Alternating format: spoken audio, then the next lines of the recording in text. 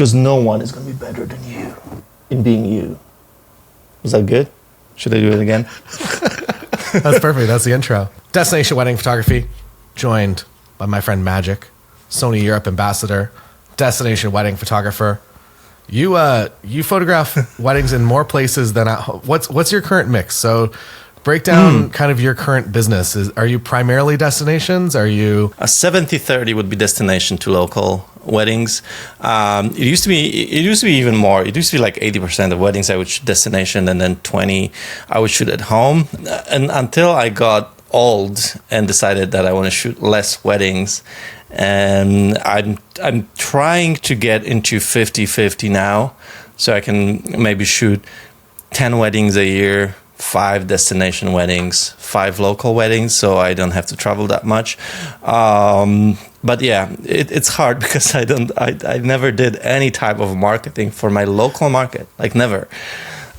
Since 2015, my website is international, which is English language, not Polish, which I'm from. I'm from Warsaw, Poland. I haven't done any type of marketing, like I any posts, Instagram, everything is in English, and everything was always towards the goal of shooting mostly Americans in Europe. That was like my initial goal. That was how I was like my hustle to get to multiple places. My most shot weddings were at Ireland, Iceland, and Italy. So all the I countries. Americans seem to love I countries for weddings. And then it just became everything,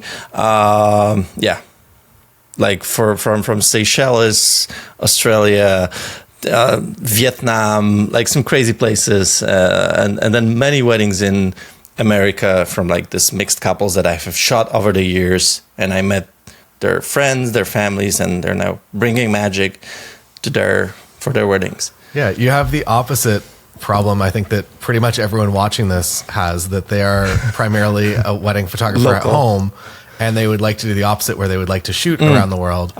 Funny enough, usually the local weddings that I shoot here are mixed weddings from couples that don't live in Poland, like Polish, Swedish couples, Polish, German couples getting married in Poland. Yeah. So what was your marketing? So take us back to, you've been doing this for 12-ish years? Is that correct? Yeah. Started 2012. I started my business officially. I started a company. Probably my first weddings were like 2011. So yeah. Oh man, it's been a long journey, I guess. I actually, that's funny. Oh, funny because like last week, it's mid-January. Yeah. For those of you who are listening, for those of you who are watching, it's also mid-January when we're recording this. But now it's in video. 10 days ago, I started TikTok, and on TikTok I started posting only in Polish. Because I figured there's no other place that I try to reach my local market. And I posted a couple of videos in English. I did the same stuff that I do on Instagram Reels. I posted this on TikTok. But then I looked at the analytics, and because of the algorithm sees I'm from Poland, it's still showing my stuff to Polish people. So I'm like, it doesn't make sense for me to post in English and trying to reach international, brides, let's say. Maybe I'll just try. Maybe that's gonna be my one place that I'm gonna try to book local weddings. So I started doing this TikToks in Polish, and 99% of people that watch them are Polish females aged between 20 to 30 something. Sounds like a pretty good wedding market. Which is insane, actually. Yeah. I haven't booked anything yet. I've posted 7 TikToks, haven't booked anything. But I got like 6 inquiries like in Polish in the recent days. I don't know. Maybe that's because it's mid-January. So that happens. Maybe that's because I'm TikToking now. Yeah. Who knows? Sorry.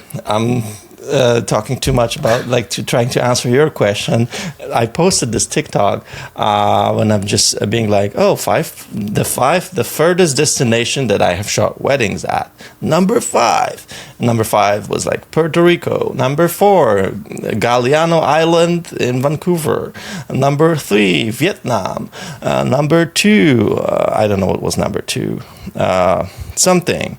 And number 1 was Australia. So then I posted like how far from home it is, like 9,000 kilometers, 8,000 kilometers, 12,000 kilometers. Yeah, I wanted to post this on Instagram as well, but it was like lagging. I don't know why. So I actually have, maybe it's already online. Maybe I already posted it, but I think that's got to go online. At the time right now, it didn't work. And then I get this comment from one of the Polish young photographers, like, oh my God, how did you do it? I was like, oh, it's so easy. I can just answer in a comment. So the answer for me was like, yeah, it's like 12 years of just working hard toward the goal. So yeah, to answer your question, so that's my story to answer your question. I like the story. How they do it.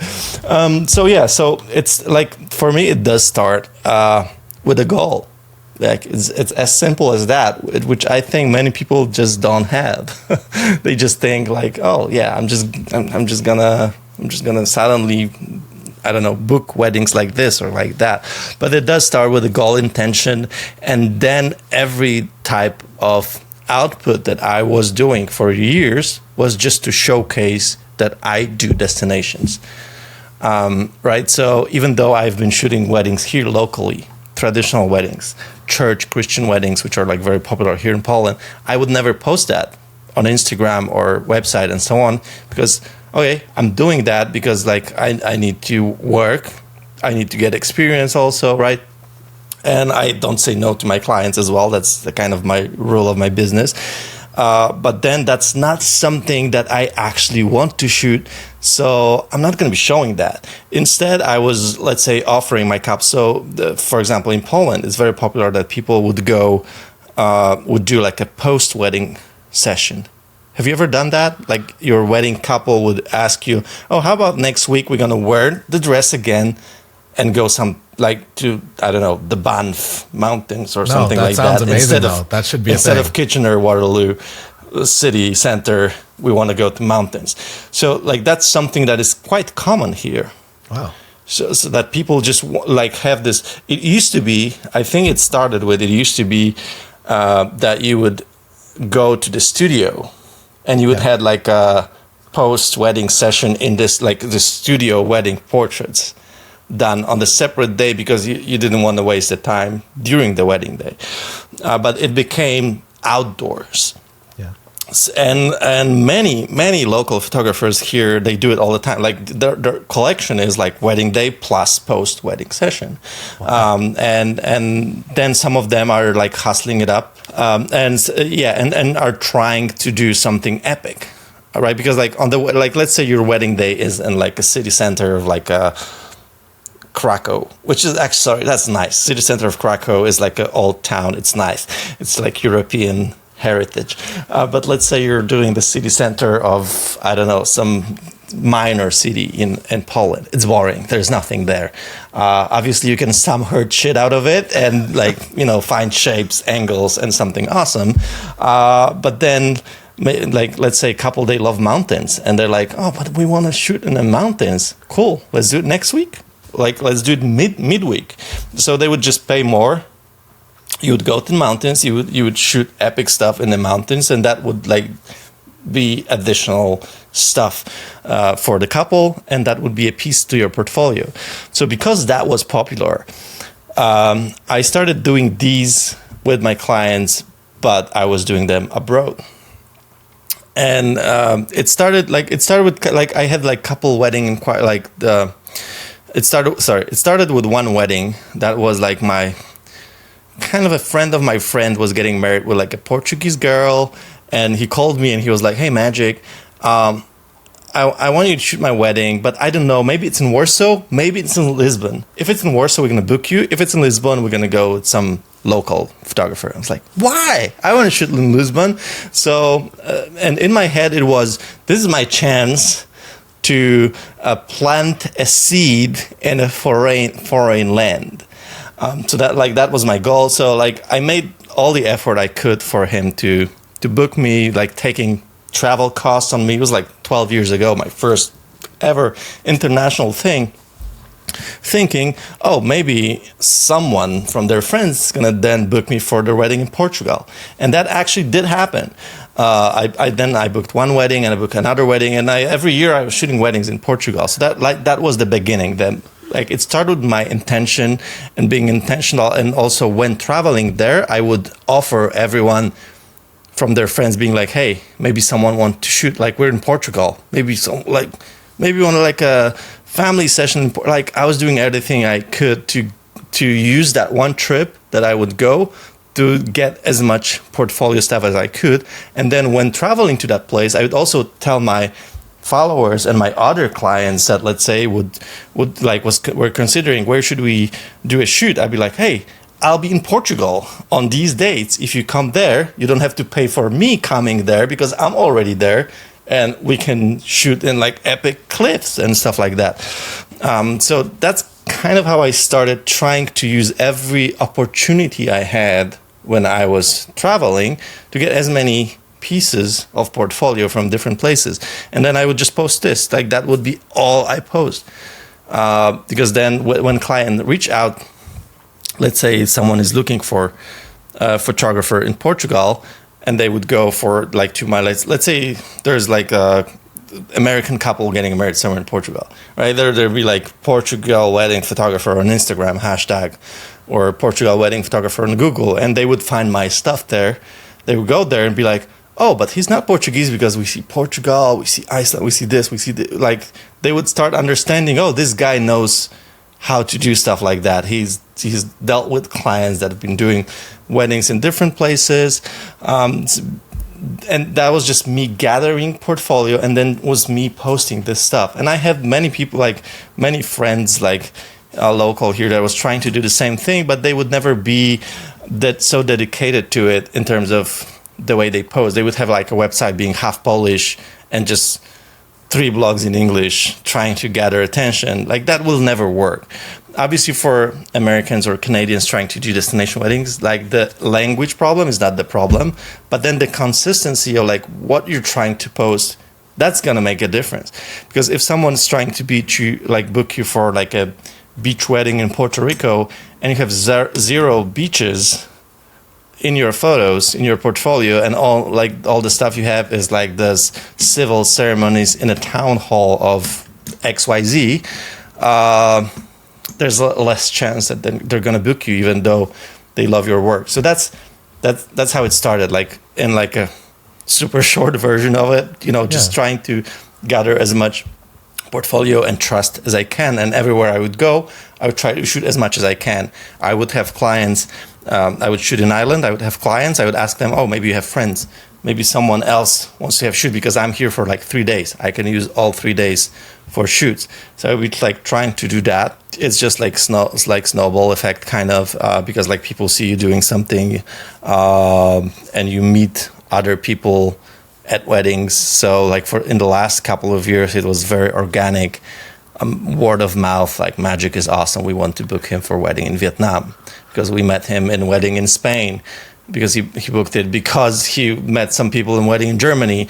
So it just became this huge word of mouth. Yeah, my process. So as someone that didn't have access to those like week after shoots, which sound like the most perfect and easiest way to build a destination portfolio. Crazy, like, yeah. It's crazy that exists. Yeah, this is what people now like. People now pay for this, going for workshops like this. Yeah. And we were being paid to do this for someone. So I wish I would have had access to that. I did not.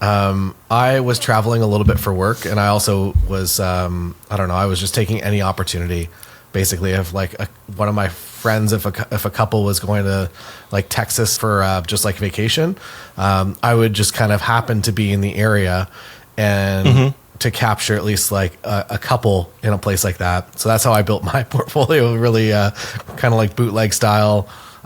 Any couples that I knew that moved away from home I would just like be in Vancouver and I would do a shoot with them in Vancouver.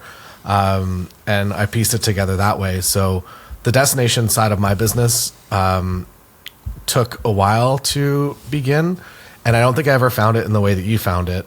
I found it in that we just have a bunch of islands in like south of the US here. And I started doing a few weddings there. And then once you start to get that, like, I'm going to call it the North American destination portfolio, you start to get a lot of things ranking for SEO.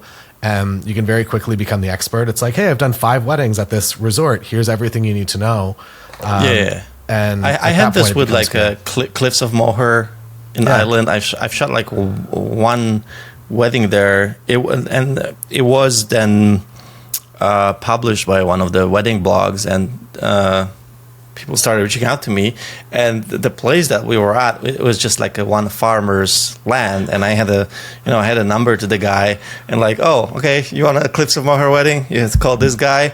This is where you get the flowers. There's a couple of bars around that you can like. So, as you can say, like this is probably the most businessy thing. If you like doing stuff like this, like doing guides for certain areas, that's something that always going to work in terms of this, but it has to start somewhere. Like it has to start with you actually like shot there before and have like some sort of experience portfolio and so on. Like I think the reason that it was also different for me is because I don't live in a place that is a destination place. Like Poland is not a destination place, so there is no destination weddings in Poland. I know many Italian photographers living in Tuscany and living in a destination wedding dreamland and just like booking like crazy because they happen to live in a place that people come, and the only thing they have to do is to have website in English for these American clients and just like,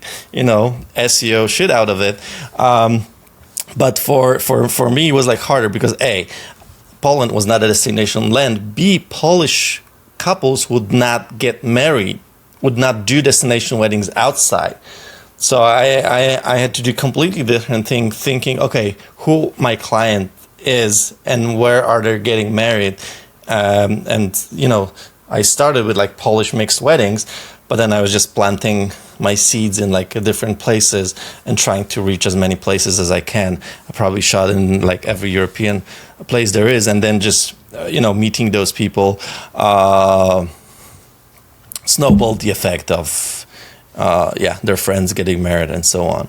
Yeah, and I feel like you're also a very good combination of both. You can create incredible work, but then also, as we spoke about in the last podcast, that once the party goes off, you are somebody that I feel like most couples, that if you experience that party and the photographer's like on the dance floor with them, creating those incredible moments that they've probably never seen before at a wedding, I feel like that is the easiest way for a referral chain to be like, I don't know, was that a piece of how you ended up kind of doing? 100%, because like at this point, after many of these weddings here in Europe, I get calls from people getting married in, I don't know, San Francisco, and they've been at my wedding in Europe and they know where I'm from, and then I'm really far away from San Francisco, and there's like 1 million photographers in San Francisco, and they're like, oh, we like you because we've met, you took some awesome photos of us, and like their level of trust is way above every other aspect of it. And often is going to be way above even the images. Yeah. The connection, the trust. They couples, they have to find like 10 vendors, place, food. Like there's so many things that they have to find for their wedding day. That's why they ask their friends that already got married, right? They're like, oh, what did you do with this? How did you do this? Right? Because they want a shortcut. They don't want to search for everything. Plus, they want someone who is trusted, and I think that's a huge part of it. Connection, trust, and so if you can combine it all, like it's a gold nugget. If you can combine being smart in terms of business, SEO, social media, and so on, then being a nice, cool person to be around with, and take at least good photos, not bad, which is not that hard these days. Like like it's actually really hard to take bad photos, especially from like wedding. People are always looking nice on a wedding day. They're always smiling. So it really takes an effort to take a bad image on the wedding day. So if you can combine these three, then yeah, definitely it can work very well for you. Yeah, and I think you touched on something. Yeah, that you just, I feel like you fit in very well into those environments, into wedding days, and I feel like that's something that's maybe overlooked, that if you do kind of, if it doesn't come naturally to you to maybe go out of your way a little bit to be a little bit more part of the friend group. I feel like you do that naturally. You walk into a room and everyone's stoked to have you there, and you're pretty quick to just be friends with everyone. I feel like this is also a little bit easier if you're shooting your ideal clients as well, that if you're booking the Sure. clients that you feel like you're just an additional person at the wedding party, it's a lot faster to get comfortable, and I feel like to get those referrals.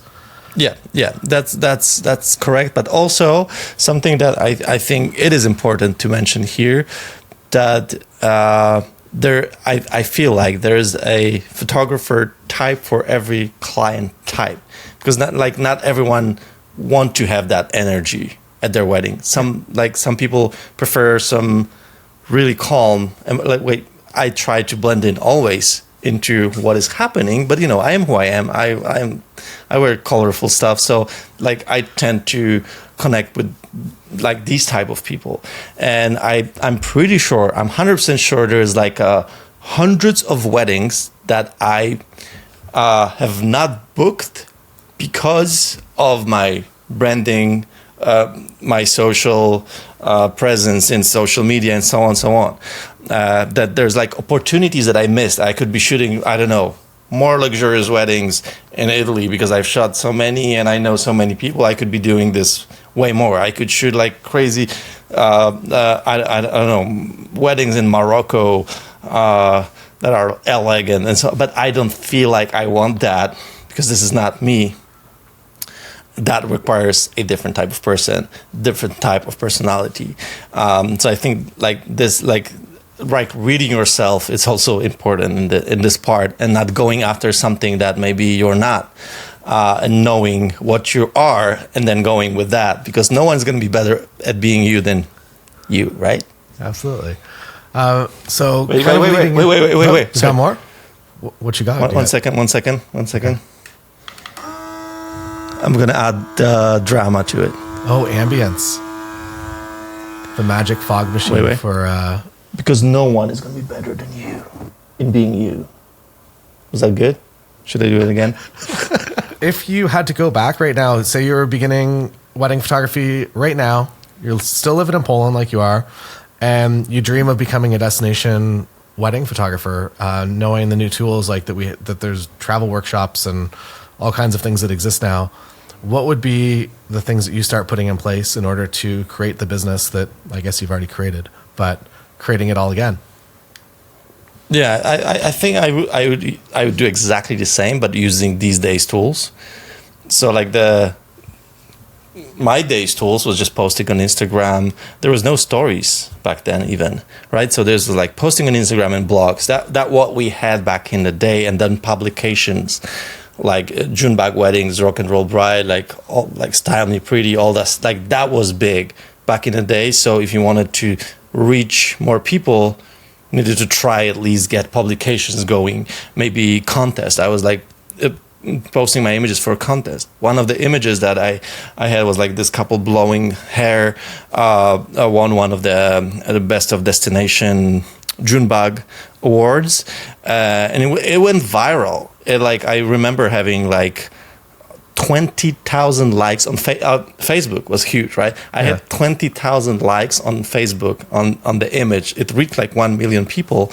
It was like in the Huffington Post main page. So that was that, and that's like kind of started my Iceland weddings. One image, it was enough to get you going. And now the tools are different, but they're like, I feel like they're more powerful. Like now with like crazy TikTok, with 0 followers, you can reach like 13, 20,000 people. If you're smart, if you use the trends. So I would probably do exactly the same. So try to get the portfolio, but then to showcase it the new age way, right? So doing a bunch of BTS behind the scenes. I mean, not the band. I would be doing the trend with Jungkook standing in the try to learn the dance on with the couple. Oh, imagine this, dancing with the couple to the trendy song on a cliff in the island. That would book me tens of weddings, 100%. I'm too old for this shit now, and also I want to scale down, not scale up with the numbers of weddings. But that probably. So again, I would start with the plan, being like, okay, what do I want to show? What do I want to book? And then the consequence of that would be trying to get the portfolio in these places, and then the marketing material probably would need to be recorded along shooting all the time, which is pain in the ass because you're thinking, okay, I can film myself, I can have someone filming me, but if I would be starting from zero, people say like I don't know if you hear like if people in Poland say that. I don't know if the people in Canada say that the barrier of entry for wedding photography has never been this low, right? Yeah. That you just buy like Sony A7 III for like 1,500, 2 lenses, and you're done. Cool, yeah, that's right. That's correct. But then why there's if you expect a success with like the minimal barrier of entry, it's going to be way harder. So imagine pumping, even $10,000 into spending 2-3 months of shooting your dream destinations with some couple of friends and then recording some behind the scenes for that. I'm guessing that's at least my guess that would get you weddings in these places, right? And what is $10,000 investment into your business, thinking this is a business? Just like, hey, if you want to start a bakery, like, do you start with 1,500? No, you take a loan. So you can just invest the same amount of money that you would into any other business if you're expecting returns, if you're expecting to succeed. That's probably how I would think about that now, knowing what I know now. Back in the day, maybe it was slightly easier to reach certain people, but on the other hand, I don't know, man. I feel like the reach is crazy these days with the platforms. I think it's higher than it was. Maybe competition is bigger, but you got to work. That's for sure. Yeah. You're not gonna get there by posting one image in 1 month and expect I don't know what. Yeah, I really like that idea of investing that money and going out and actually creating that dream portfolio to at least get started, because that is the thing that if you don't do, it will take years and years and years to organically come to you, which is a bit of a struggle. Make good branding. Those are good magnets. Do you have these magnets somewhere? I have one of those magnets. For those listening, there are magic magnets. So if you do happen to come to Canada Photo Summit, and you somehow get to put the code MAGIC and somehow input in the magic. checkout. It doesn't do anything, I don't think, but I don't even know if there's a space to. There's a space for it. But come hang out with Magic, myself, and a bunch more friends. Sam Hurd's going to be there. Photo Me Ike's going to be there. Wait, is Sam going there as Jason well? Vincent. Sam's here, yeah. Did I miss that? Yeah, he's part of it. He's everywhere. And and my wife Lindsay and myself and a few other friends. And first day we're doing some photo shoots, so you can come build your downtown weird city Canada photo portfolio. Not really a destination wedding capital, but at least you get to leave the conference with a few images, and then the next days we get to hang out in the theater and listen to everybody talk a little bit about wedding photography and how to be successful. So that's all. It will. I promise. Thanks, Magic. At least Thanks my talk is going to be successful. I know that. And where can people go to find out more about you? At Magic Wedding Photographer on Instagram, YouTube, website is magicweddingphotographer.com, which probably when you're listening to this, I already launched my brand new 2024 website, the first update since 2016, since 2017 or 2018, in 6 years. Huge update. I've been actually today in the morning. I've been going through my old photos from like 2016, 2017. They're really good, actually. I'm looking at it, it's like, yo, this young magic guy, he was fire.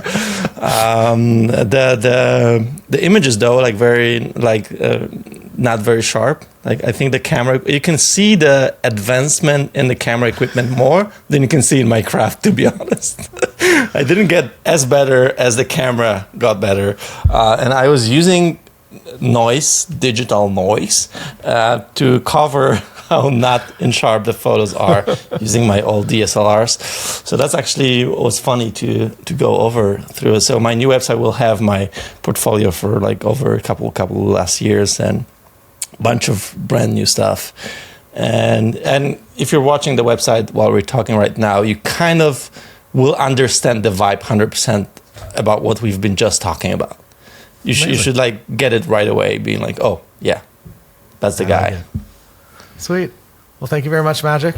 See you again in Canada. Taylor. Wait, should we do like a aperture ASMR? How do you say that? ASMR? Yeah. ASMR? That's the ASMR? one. Mukbang?